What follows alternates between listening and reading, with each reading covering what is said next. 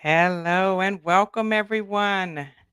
We are live for strategies for building an inclusive workplace for all generations. In just a moment, my co host will be here, my panelists will be here. All right. Make sure everyone is here. Yes, everyone is coming in. Yes. Again, we are here for strategies for building an inclusive workplace for all generations. So we're going to start with introductions, but what I'd love, and I hope that everyone is open to this, is to name your generational cohort. And remember, a cohort is large, right? So it is not as if when you say your generational cohort that people will be able to pinpoint exactly the year in which you were born. So I'm going to turn it over to Angela. Angela, if you wouldn't mind introducing yourself, and then maybe we would do Carol, and then John, and then Monroe. Hi everybody. I'm Angela Hayrath, and I think we have another Angela joining us, so we'll have to We figure out do. how we distinguish. I've spent 20 years architecting programs across every aspect of the talent life cycle, and I really like to say that I'm obsessed with employee engagement and employee experience. And since doing that in-house for corporations, I now partner externally with organizations to come alongside them and help shape their talent strategy, because we all know it's the biggest multiplier of their performance. And one of the things that I love doing the most is talking with them and helping them really understand all of the generations that are working in their organizations. It's one of those untapped things I think that we often forget about. We think we just need to everybody needs to come up to speed and behave the same way, instead of realizing that we have these different shared biographies to be sensitive to. So excited to be here to talk about this topic. And I'm very happy to say that I am part of the Gen X cohort. All right. Welcome. And how about you, Carol? Hi, everyone. I'm Carol Fishman Cohen, the CEO and co-founder of iRelaunch. We focus on career breaks and resuming careers after taking career breaks. We work with employers to create formal programs to bring people back to work after taking career breaks for all different reasons. And we also support a community of about 125,000 relaunchers, as we call them, who are in all stages of returning to work after taking career breaks. I am part of the baby boomer generation, probably on the younger side of it, but I'm part of that. And we're very fixated on generational change, especially looking at Gen Z, because they can expect to live 100 years, which means they could have a 60-year career, and love to talk about that piece of it later on. All right. And thank you. And we have Angela joining us. So, Angela, if you would just introduce yourself, and I've asked everyone to just name their generational cohort. Good morning. Can everybody hear me? Yes. Fantastic. I've been having audio problems all morning. My name is Angela Champ. I'm an HR executive and the author of a couple of books, including one called The Squiggly Line Career. I am a Gen X with both baby boomer and Gen Y tendencies. Is that a thing? Can I be like Zodiac, like Gemini with Cancer rising or something like that? So that's me. Thank you. And then how about we'll go with Monroe next on my Hi screen. there, greetings. Hi there, greetings everyone. My name is Monroe Frantz, and I'm Vice Provost for Institutional Inclusive Excellence at Tufts University, and also Professor of the Practice in our Tisch College of Civic Life. I am the middle child generation that's often forgotten, which a lot of us are here around this box is our Generation X. Everyone likes to talk about baby boomers, likes to talk about millennials. Millennials are old. And so there's some of the rival children already. So I'm in Generation X. Great to be here. Yeah. Thank you and welcome. How about you, John? Hi, I'm John Baldino. I have been in the HR space for over 30 years and have had a blast doing it. I currently run an global HR consulting firm called Humoriso, have done so for the last dozen years, and I am part of Gen X. Yeah, thank you and welcome, welcome. Again, I am Renika Weston. I am a coach, facilitator, as well as a keynote speaker. And this is one of my favorite topics when it comes to the acronym DEI or DEIB or DEIBA, simply because everyone has a place here. I just recently posted something. I was having a conversation with someone who was asking the question about the amount of funding and the amount of focus that organizations spend on diversity, equity, and inclusion and belonging. And I asked them to just think about two of the letters in the acronym, diversity and inclusion. And we talked about their generational cohort and how much it was important for them to be included and to feel included, and that everyone gets an invitation to this party that we're having today. But I do have a question for you all. Why do we need to think about generations, specifically generational cohorts? And I try to say that now versus saying older folks or younger folks, just call it a generational cohort.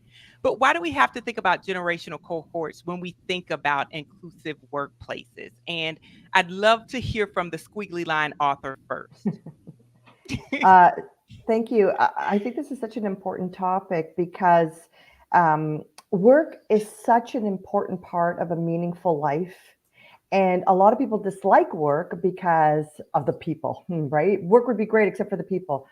When we can create a workplace, an environment where there's less conflict, where there's more harmony, people are happier about their workplace, about their colleagues.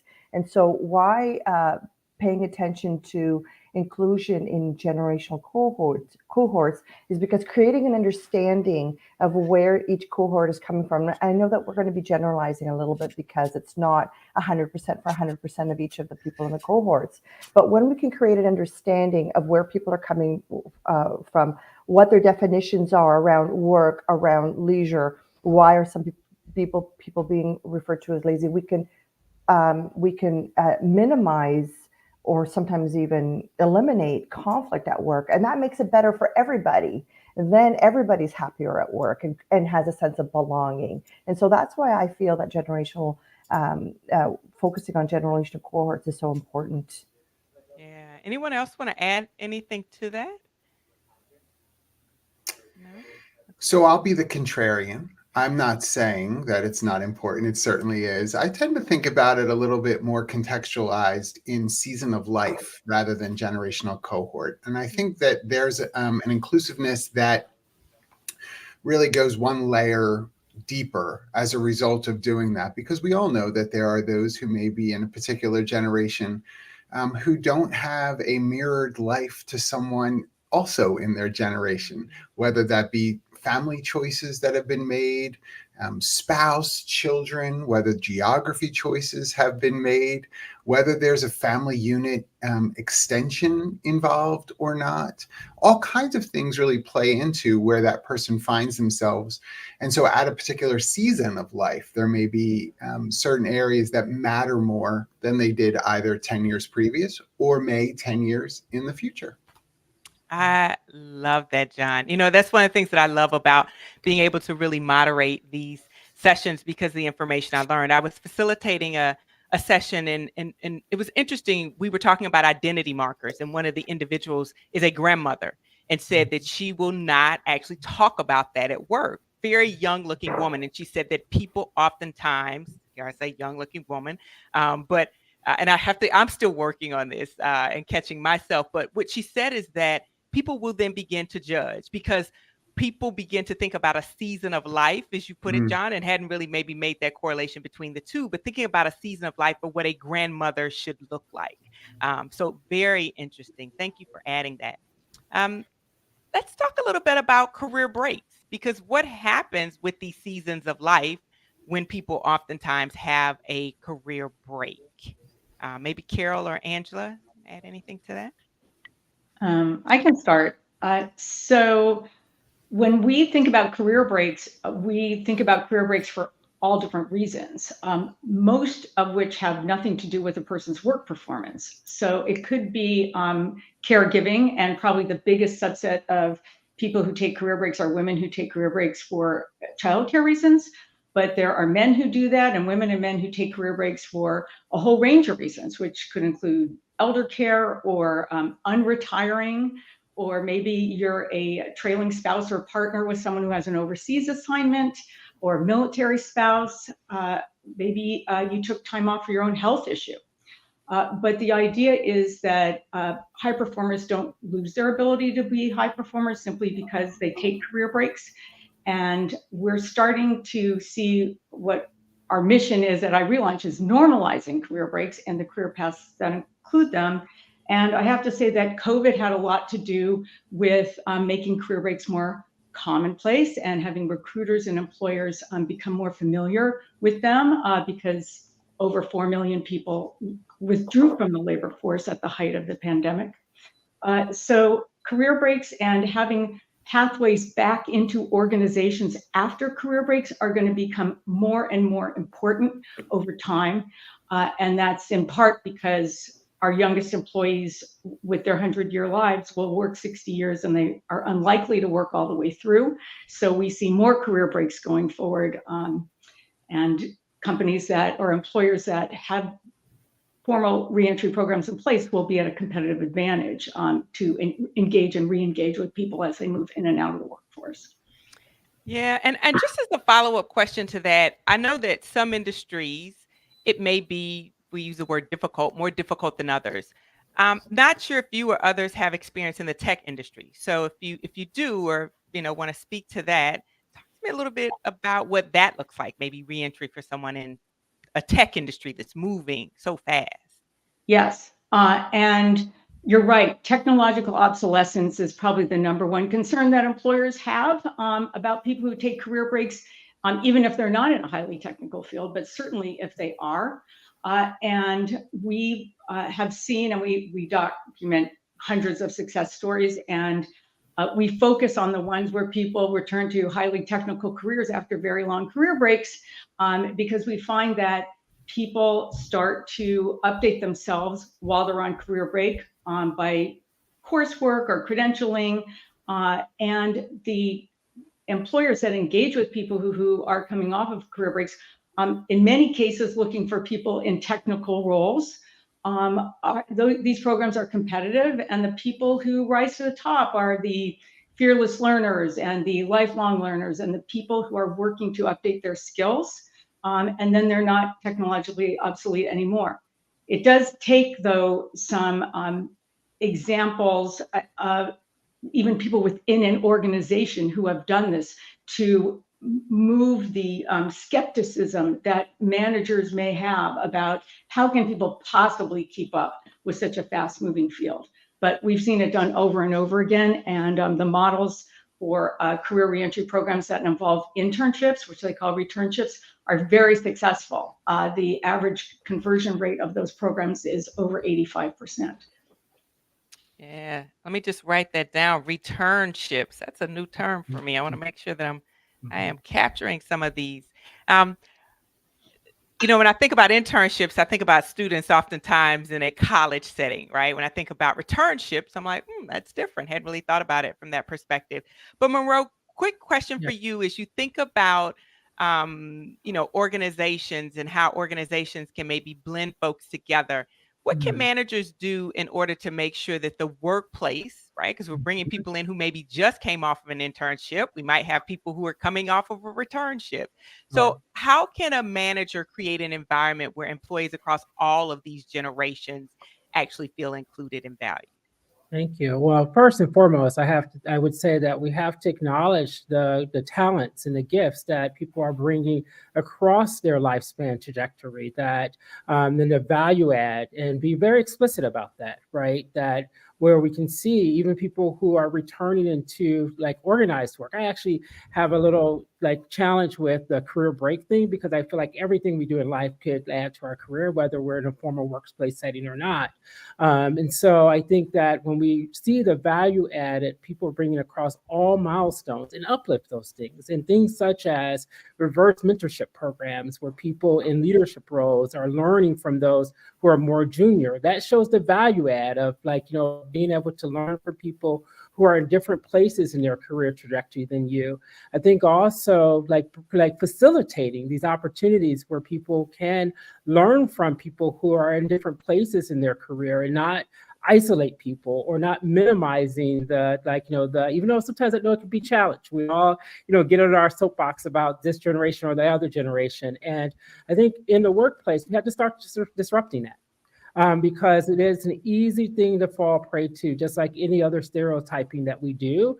We can all jump on the bandwagon and go on and on about how much millennials are getting on our nerves, or like, baby boomers are too slow, or Generation Zs, they just want to turn over a job in 3 months and get promoted already. And maybe there's some facts to some of these things, I don't know. But however, what I would say is that but we have to disrupt these things, because once we hear those things in the workplace, it sets up a climate in which that people don't feel value add for all the experiences they're bringing in. And so I would say we have to facilitate it.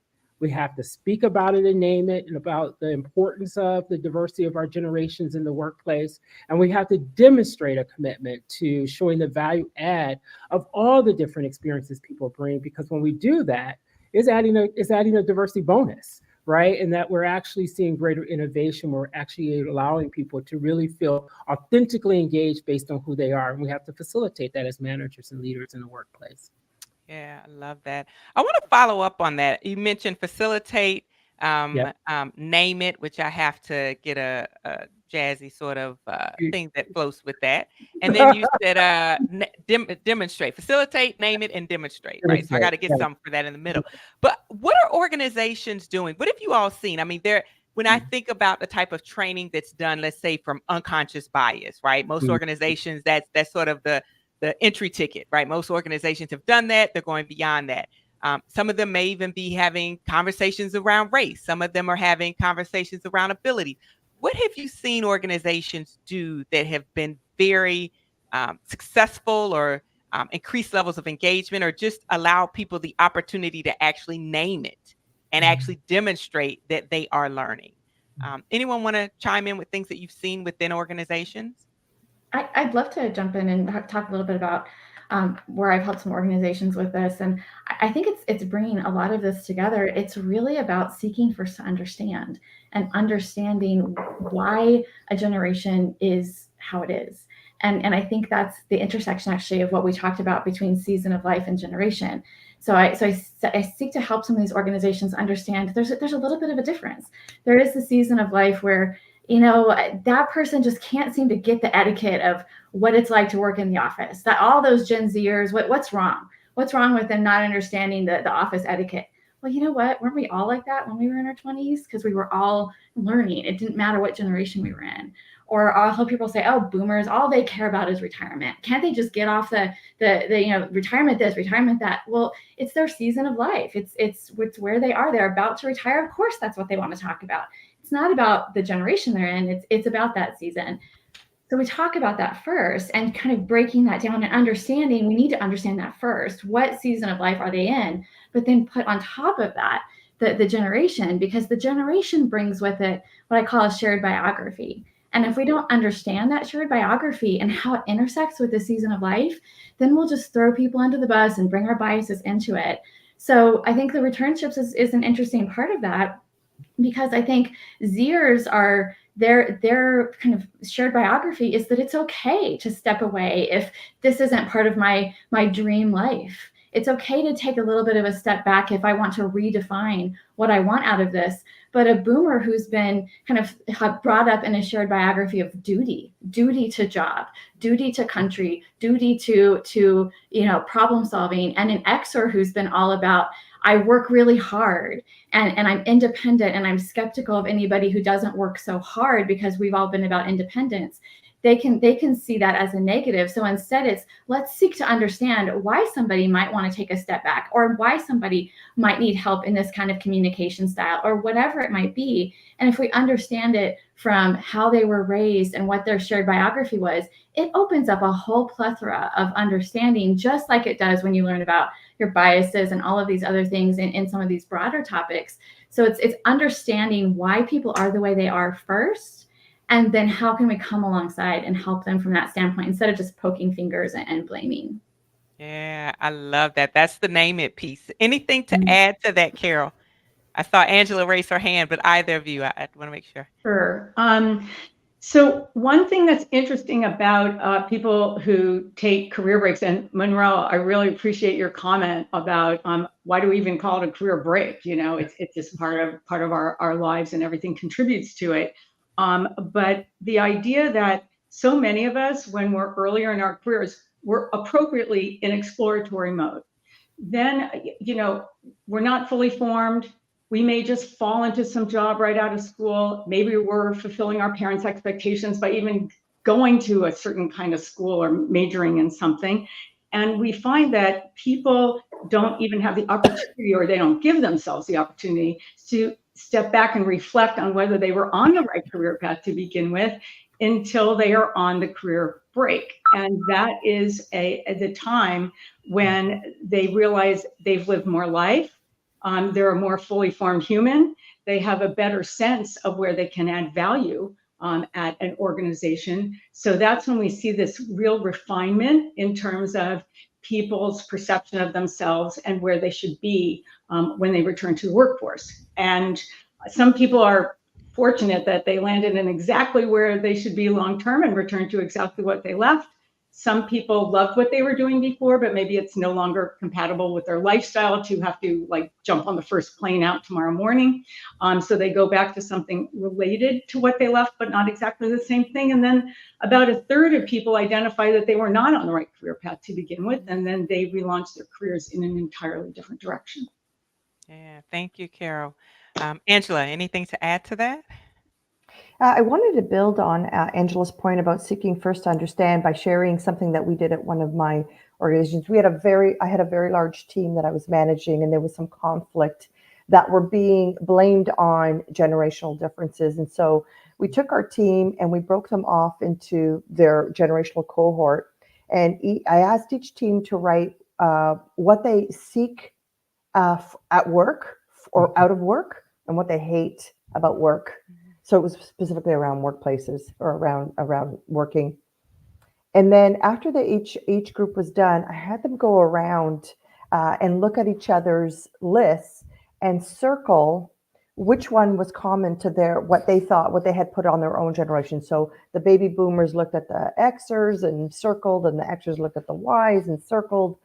And afterwards, we looked at all of the charts that we'd put up and realized that there was a lot more circled. In other words, a lot more in common than there were not in common. So really seeking to understand, we tried to get away from the stereotype of, baby boomers, are 100% loyal to their company, and Y and Z are jump around and disloyal, and they just care about the money. We just tried to dispel what those stereotypes were and show that actually there was a lot more commonalities. We just maybe defined them differently, or we termed them differently. And it really made a difference in actually reducing conflict that we had within this particular team, a fairly large team that had all of the cohorts across. I love that. That sounds like a course, conflict across the generational cohorts. Wow. If I put my coaching hat on, oftentimes I will ask people, what's the best thing about, right? And so it's sort of like the 5 whys. And then I'll ask them again, what's the best thing about? And it sounds like you took that approach with the team. Another approach is, what's possible? Because oftentimes in a workplace, we don't think about what's possible. And each generational cohort is coming from their perspective of what's possible. So what's possible for a Gen X might be different than what's possible for another generational cohort, because we are all influenced by the things that we are surrounded by, the commercials we watch. I find myself saying all the time when I'm in these sessions, it's like when E.F. Hutton talks, right? And I have to remember, some people don't even remember that commercial. People don't, commercials bond people together. Music bonds people together. But what it can also do is it can be a distraction, and it can also make people feel excluded. So we have to watch out for that. One of the things that I was curious about is when we think about intersectionality, right? Because when we think about inclusion, there's a lot of things that go into intersectionality. And we think about generational diversity and characteristics that are typical or atypical of different individuals. What, if any, are the special considerations for those from underrepresented racial or ethnic backgrounds as it relates to these generational cohorts? Anything you've seen, or do you think that there's anything to add to that? I'll happily jump in here. I think we have to think about the nuances of diversity, and both like whether it's racial or where we grow up globally, or even, and John was making this other point earlier about sort of the life, like, situations in which influence us, right? So I was raised by my great grandmother at age 12. And so I take on a lot of influences from from the silent generation, because like she embedded in me lots of reflections around that still sit really deeply with me, that influence shape how I think about the world, how I think about the workplace. I'm still a Generation Xer. I am, for sure. I still have strong characteristics in that way as well. But I do have some things that I've learned from her that are deeply instilled in me around values, and values to how do we think about engagement in the workplace and the people in the workplace, et cetera. And so I think even when we talk about these different life milestones, or like the ways we think about seasons of life. So thank you for that framing as well. The way we think about it, we have to leave that space open for nuance.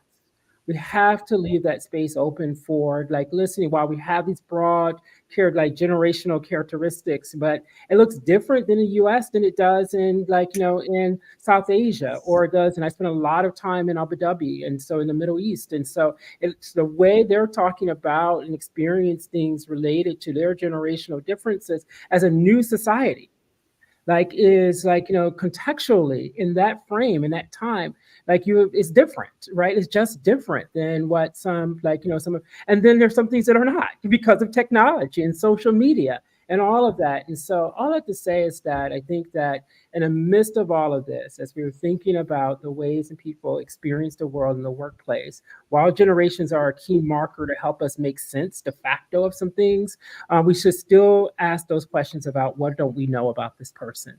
What might else be influencing the ways in which they make decisions that go beyond where they find themselves based on these generational cohorts? And so yes, absolutely, we should consider it for sure. Thank you. Anyone else want to add anything to that? I think culturally, there are heritage and socioeconomic considerations too that help to, I don't want to say completely level set, but at least open up the eyes for some shared life experiences as well. So for instance, you have individuals who maybe, I think it was the comment was made earlier around, that stereotype really, Gen Y and Gen Z, they only want to stay somewhere for a short period of time and then move on. That's actually not true from an ethnic standpoint if you look across people groups. And so, what winds up happening unintentionally when we make those global characteristics about an entire generation act as truth is we wind up not including some people who sit in that spot and look to the left and right and think, something may be wrong with me then, because I don't fit what's happening with my peers to the left and right. Well, that's not true, right? That may be influenced by, I know in the Hispanic community, for instance, that is not necessarily the way in which individuals who might fit within those years of birth approach their careers or approach the workplace. So I think things again, that socioeconomic ethnic heritage background are really great opportunities for us to be a bit more expansive in our thoughtfulness around inclusivity and equity. Yeah, thank you. Writing down another term I don't use very often, their years of birth. I hope you all are writing down these gems, because these are awesome. Thank you, thank you, thank you. All right, anyone else? I so agree with what Monroe and John said and the examples they gave. And in 2008, when the financial crisis hit the world, you have to look at what's happening in the political and other geopolitical environment. Because, for example, I'm in Canada, and we were hit. We came out relatively unscathed relative to other countries. If you look at Greece, in that same period, 45% of the people between the ages of 18 and 25 at that period of the financial crisis in 2008 were unemployed. When you have an entire cohort, an age cohort that could not find work, and so it affected their marriage prospects, it affected whether they could move out of their parents' home, it affected their self-esteem. And now you've got this group, this cohort that's now older. I mean, how many years are we away? That have this issue around having not been able to work, and it really affects you not being able to work, particularly in your early years, because it's very formative. And so to John and Monroe's points about, think of what's happening in other countries. Ethnicities may is an intersectionality, but also what was happening in the world at the time for that ethnicity, for that culture, for that demographic, that also impacts how we include them. And I just want to add what I like to do when I look at what was happening is what was happening when people were in that, age 10 to 16, 8 to 15, somewhere in their period, because you think that's really when we were kind of shaping our thoughts about things. We're all pretty formed at this point in terms of what our opinions and our thoughts are. We're still influenceable, but as adults, mostly we've already kind of formed our kind of thoughts and opinions. And of course, much before that, you don't know what's going on outside of your own household. So I try to look at those impressionable years. What was going on? That's that shared biography I talked about. What was going on when somebody was 8, 10, 12, 15 in the world, in their household, domestically, whatever domestically means for them, in their economy, whatever that means for them, and how, as then they become an adult, how does that carry with them? How does that influence? Because I think, Angela, if you look at that, the 2008 crisis or the pandemic or any of these big things that we all globally lived through, it's different experiencing them as an adult versus experiencing them as a 15-year-old. And that 15-year-old who experienced 2008 or experienced the pandemic and is now working is bringing a different set of expectations and needs with them than people who were either much younger and it didn't hit them, or people who were already working. It impacted, but not as much. And so really understanding how did that form your biography and your expectations about work as a child, as you fast forward that into adulthood. So looking at those global experiences, I think, is wildly important. And then you can nuance it across different cultures and different socioeconomic pathways and different things of how did different people experience that. And I think that's where you have an equity consideration. These are great points because so in those formative years, and I'll harken back again to the housing crisis, right, in 2008, just to use the same example. If you were 10, 12, 14 years old and your family lost their home because the foreclosure, obviously, numbers were off the charts, you now have an affected sense of security. Yep. So when you come into the workplace, there's a tenuousness that you walk in with because I don't know if I can feel secure in this work or in this place or with whatever the resources are before me, because in a formative year, I lost a deep sense of security because of that. So absolutely, that shared experience is going to influence not just that individual, but perhaps an entire cohort of people around a particular metropolitan area where those numbers were higher than in other parts, even within the same country. One last. So go ahead, Carol. Go ahead, please. Go ahead, Carol. Oh, okay. So just a couple of points, because we're talking global and we're talking 2008 as this really pivotal year. I went to Japan in 2008 on a speaking tour, and we were talking about career breaks and people re-entering careers after time away. And what I was hearing on the employer side, that in Japan, there are very strict age rigidities around hierarchy within an organization. So like I took an 11-year career break. I was 42 years old when I returned. I was working for a 37-year-old. That would have not been okay in Japan. I would have had to have a dotted line relationship to someone else who was older than I was in order for that to fit within what was considered appropriate at that time. Things have shifted a little bit, but sometimes people tell me not that much. And then the other piece with Angela's reference to feeling, and John, feeling tenuous. So sometimes we find that if someone has a partner or spouse, and they've been on career break and their partner or spouse is the breadwinner, the pace at which they relaunch can be highly dependent on the stability of that partner's working situation, which of course can be threatened during a recession. So, if your partner has an unstable working situation, we've seen relaunchers say, we never wanted to be dependent on one employer again. So that sped up my return to the workforce. So this context, everyone's experience being so unique, and we're talking about all these different unique perspectives. It just shows you can never generalize from a single person's experience. Yeah. Go ahead, Monroe. I think you had something to add. Well, I was going to build. I'm actually going to build on a point Carol was making. When you talked about like Japan and the expectations of authority and all of that, and that's actually the point I was going to make. Based on the societies in which people grow up, as well, they have different orientations to leaders. Different orientations to institutions, right? And some are, by culturally, right? There's, greater expectations of challenging. I've like done a lot of work in China in the past. And so there's a very different orientation to leadership and authority, right? Than in the US. And so oftentimes I feel that like the ways, like in sort of generalities we make about these generational differences are very US based. Very, very US based, and and very US based, where we have a lot of capacity to have self-determination for some people, right? And I think that is something else that we have to hold, and when we think about like these generational characteristics. And so just something else I wanted to raise up. This orientation to leadership and power is important to consider as well when we're thinking about the workplace. Yeah. That was a great question. Yeah. Everyone joined in on that one. Yeah. I want to make sure, because when I look at the little box that we're in our little Hollywood squares, again, they rebooted that, so everybody should know what that is. But at the bottom it says strategies for building an inclusive workplace for all generations. And when I'm going to lead in, and then I'll ask the question. When I think about what we just talked about, we talked about sort of the global view of generations.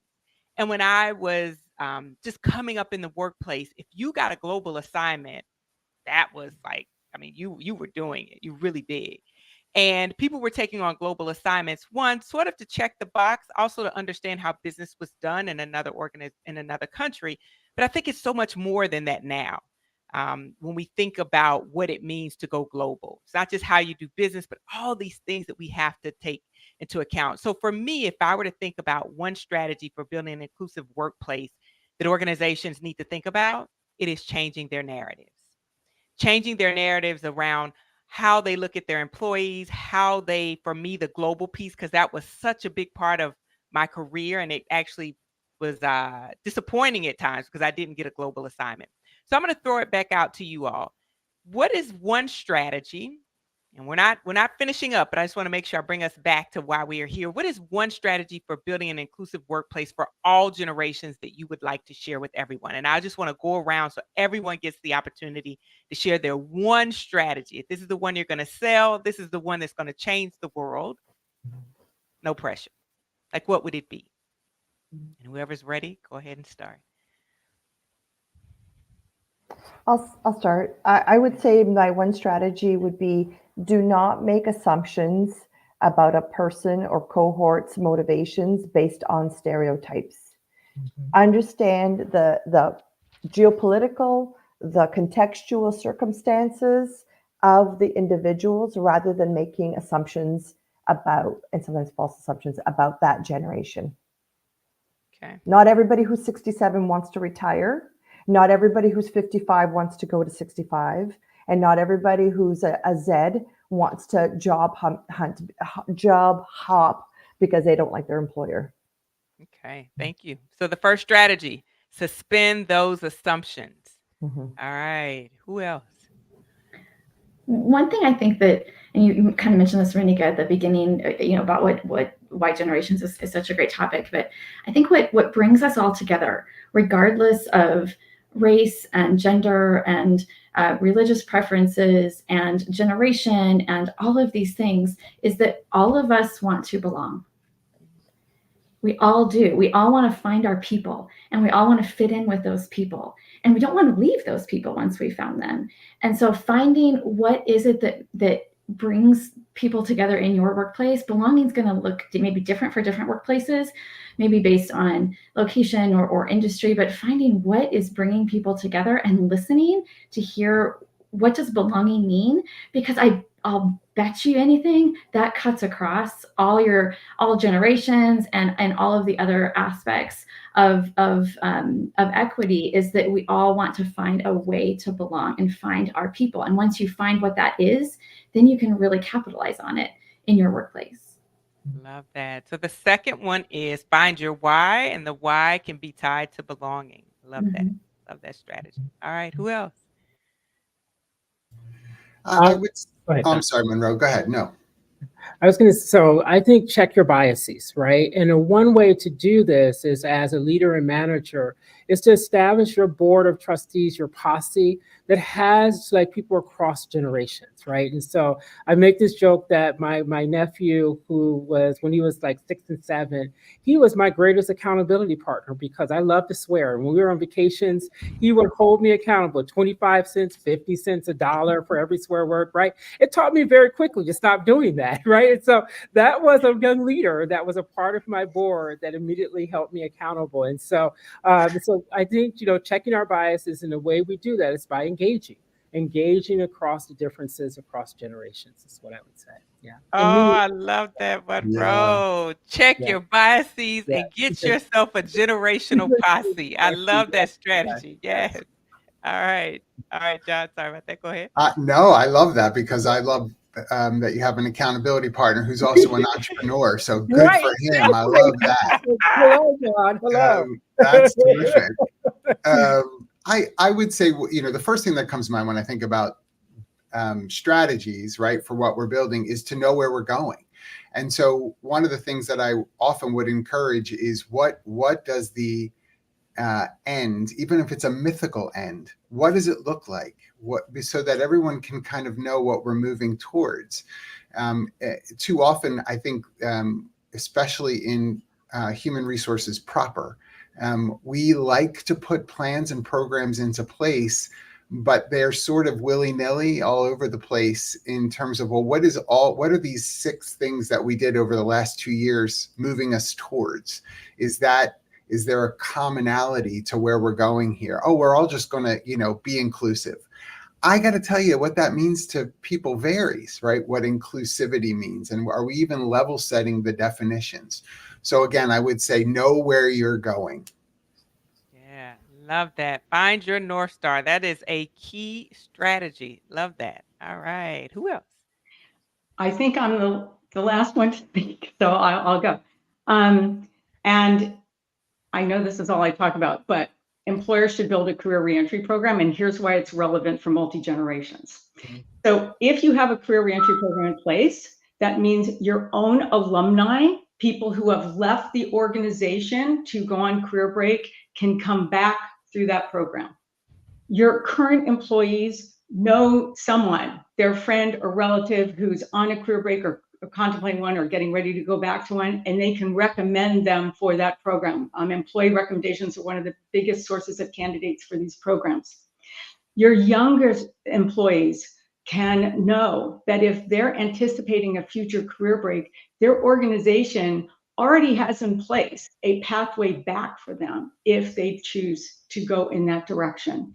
And the employees are generally really proud to know that there is a program in place that brings in another type of diversity, age diversity, and also experience diversity. So yeah, I love that. Just as a follow-up, that's a strategy I don't know that I knew much about. What percentage of organizations, Carol, if you just had to guess, would you say actually have, and we'll include if you want to include profit, nonprofit, however you want to break that down. Well, there aren't a lot of measures. So we actually go out and count the Fortune 500 every time it comes out. So most recently, about a third of the Fortune 50 have a formal career reentry program, and about 12% of the Fortune 500 have one. So that's just a general gauge in terms of how much active we're seeing these programs being adopted. Yeah. Wow. I was just looking at the chat here. Let's see. We've got some other people who want to give some strategies as well. We talked about the reverse mentorship. Again, there are great articles in HBR about it. I don't know a ton of organizations that truly, and they say this is what we stand for. When you come into this organization, we are going to have a reverse mentorship program in place, and you'll be a part of that. I know some folks who have on their own have taken sort of those steps, but I don't know a lot of organizations that have that sort of structure. I don't know if anyone wants to add to that, but someone put that as a... I can mention, because one of the pieces of these career reentry programs is a mentorship arrangement. So each person who comes into the program, if it's been going for a while, they may have a mentor of someone who already graduated from the program and is in the organization, but often you'll also have a buddy. And sometimes that person is your non-judgmental person that you can ask any question to. And we had one of our technical relaunchers, actually, who returned to a highly technical role after about 15 years out. Her buddy, she said, I called him my 23-year-old corporate son, because he was the same age as my oldest child. And she said that they developed this really tight mentoring relationship that really went both ways. So that's something where it's kind of baked in to the structure of the program. Yeah, I love that. That's almost like legacy building when you think about it, right? So many people in organizations, there was a time where everyone may have thought about their retirement. Now the question can be, maybe we begin to think about our legacy even more than that. Love that. I like what Mike put. Aaron had put something in here, but Mike actually said yes to aligning on shared language. Again, when we talk about other things that involve that acronym of DEI, organizations need to have a shared language. What's okay, what's not okay. And so when it comes to inclusivity, and it talks about workplace across generations, do we say generational cohort? Like, is that what our communications say? When we use the language, is it a language that starts sort of from the top or from the sides, or even from the bottom up, that we all can agree upon? And this is the way we do it, and this is the way that we speak here in our organizations. I think that's important. Go ahead, John, if you want to say something. No, I agree, and I think that helps us to be. I'll come back to Monroe's word, accountable to one another. And I think that when you look within an organization to sort of build opportunity for knowledge and deepening and appreciation for one another, that really comes to the heart of an affinity group. And I think for some organizations, that is an okay first step. I think sometimes we want to get to the Inclusion Council or even the ERG. Take a breath, start at the EAG really with things like this, because you may have people that need to sit in a room together and just be with one another and learn how they can have an affinity for one another. I remember, we all would say, many moons ago, and again, I've been doing this a long time, starting in personnel, and we would have these groups get together for various projects. And, the classic, well, we need someone to take notes. And what would often happen was someone would hand a notebook to a female in the group. The assumption was to do that. And now we would, clutch our pearls and say, you can't do that, right? Don't do that. That's terrible. But I have to tell you, sometimes I walk into some of these affinity and resource groups, and it's like, hey, we want to go out and create social media and really put our messaging out there within our organization, and we hand it to a young person. And it's like, well, hang on. Why is that okay? And by the way, do you all know that we're trending at up to 7% of Gen Z coming off of social media, all social media? And people will say, well, John, 7% is not that much. And I say, well, we're all up in arms about unions that are growing to the low 7% now too. Well, how come that 7% means something, but the 7% of Gen Z doesn't, right? So we have to really help level set through that language as well as to what are the metrics really telling us, and stop kind of convoluting a story. And also that more young people, at least in higher education, are unionizing. So from graduate students to undergraduate resident assistants. And so they're actually in that generation, a re-entry into, because they want more workplace protections. And so that's an interesting thing, that we have to turn these kind of these tropes on their head, right? And really explore them more deeply. So that's a great point. I have to just share this when you said this. No, go ahead, Angela, because this is... No, I was go, please. Okay. I just have to share this. I was at I'm really big in different communities and just like bringing people together. And I was in this community of folks, and a woman introduced herself and talked about her career and said she was in the Reagan administration. I immediately went, right, like I'm calculating. And she is I have learned more from her about AI and just really being out on LinkedIn and all of these other things. I would give her a shout out, but she has not given me permission to say her name, but she is absolutely amazing. And so when you said that, it is true, because automatically, had she not said anything to me and I hadn't seen her on LinkedIn, I probably would again have put her sort of in this box. But when I saw what she was doing and had this conversation with her, I mean, just out there in ways that even my son, as I shared with him, he's like, Mom, I didn't know that. So just thought I'd share that as well. Thank you. And Angela, thanks for allowing me to tell my little story. Go ahead. I'd love to hear. And your story is a great example of not making assumptions about somebody based on their age or their generational cohort. I was going to actually, when we're talking about an inclusive workplace for all generations, there's been a lot of polarized debate about remote work versus return to office for those that are not frontline workers. And in some discussions I've had with peers locally where I live, a lot of the discussion it centers around that it's a baby boomer or Gen X leadership team that is insisting on a return to office, a full return to office, with a Gen Z or younger, or Gen Y or Gen Z workforce, and that there's a lot of conflict between the two. And the conversation actually is around the generations. Oh, those old people just want us to come back to the office because they don't know better or they don't trust us. And so when we're talking about building an inclusive workplace for all generation, I think we can't ignore this polarized debate that's going on around return to office and work, remote working or working from home or work from anywhere, if you will, because I wonder how much of the generational impact is affecting this debate. Yeah, love that. As we close out, I just want to read something here. According to the American Psychology Association, ageism is one of the last socially acceptable prejudices. Right. So again, we go into a store and we see the Grim Reaper on a card, chuckle, right? But if we were to replace the Grim Reaper with something else that was a biased thought about someone or a group of folks, it would just not be acceptable. So I know we've talked about a lot of things that cause us to be disjointed or to be pulled apart, but I would love to hear, if you were to think about it, what are some of the things that actually bring folks together? What are some of the similarities or the commonalities between the different generations? Maybe if we have about 7 minutes. So if each person could maybe go around and just share one thing that you've noticed. I mean, I'll start. I think across all the generations, and I know this may not be the word you'd expect me to say, but I'm sorry, it's the word I'm going to say. It's love.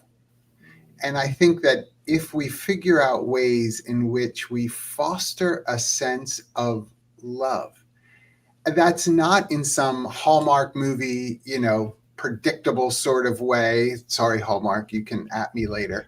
But the idea of this really being tapping into both sensory and stability related connections for individuals, that's going to foster a sense of love. And so I've in my own experience, I've had people that have worked for me at organizations that have resigned, and on their way out, they've been either in tears or emotional in other ways, and said, I love it here.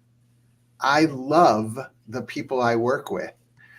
This opportunity is just going to give me some other skills, other opportunities that I can't quite get here yet.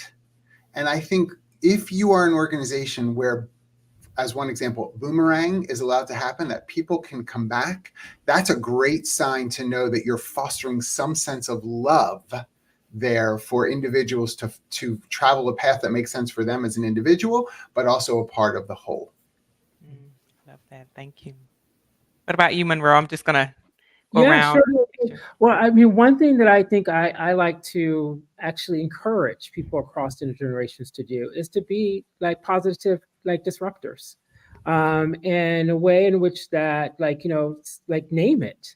Like, I want to hear your voices. I want to hear your contributions, even if it goes against what the general, like, sort of the general vein. Now, that looks different based on who you are, right? For some people, they're not going to just say it like publicly. Some of us will, I will.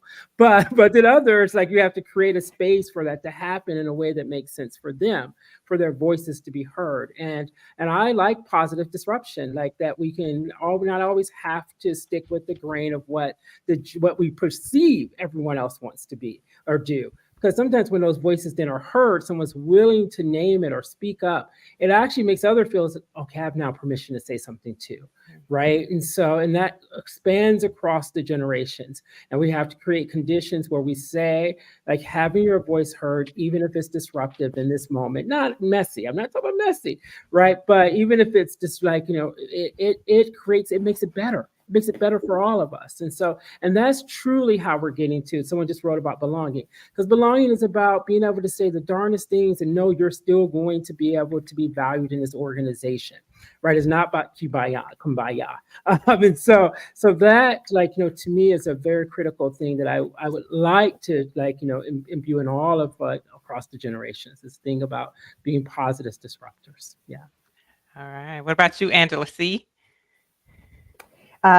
To repeat what has already been said, I think that the commonality, the human need to be seen, to be recognized, to be loved, to belong, these are very strong human needs. We are not meant to be solitary animals. We are social animals. And so I think that when we're talking about inclusivity for all generations, I think speaking to and addressing that human need for love, belonging, recognition, and being seen and valued as a human being, regardless of your culture, your generation, your ethnicity, makes a big difference. Yeah, thank you. And what about you, Angela, number 2?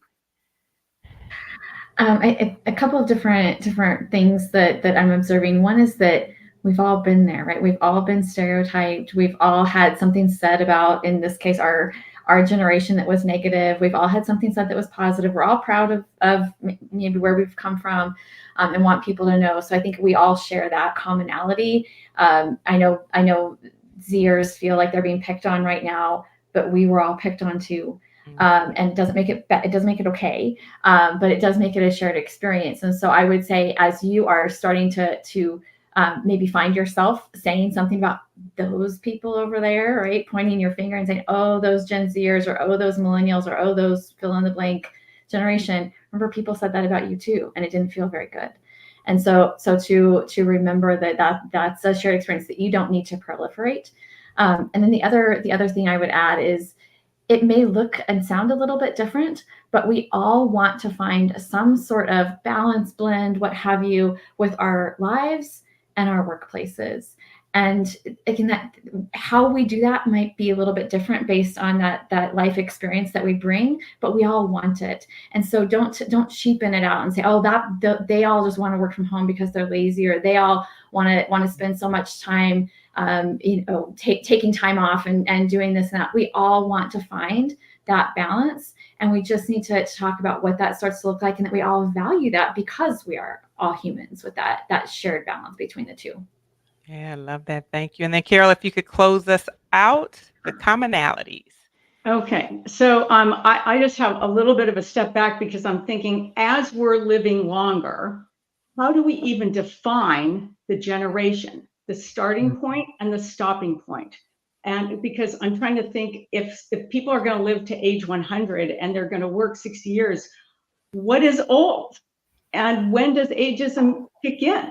And I think these are some of the questions that we're going to be asking ourselves going forward. Okay. Thank you. Thank you. Thank you. Thank you. I would love to take this show on the road. So I may come a calling to see if we could do this again. This was wonderful.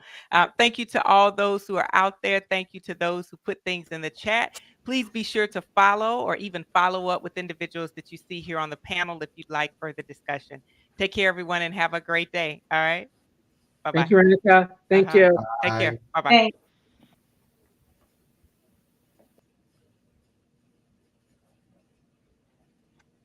Leave.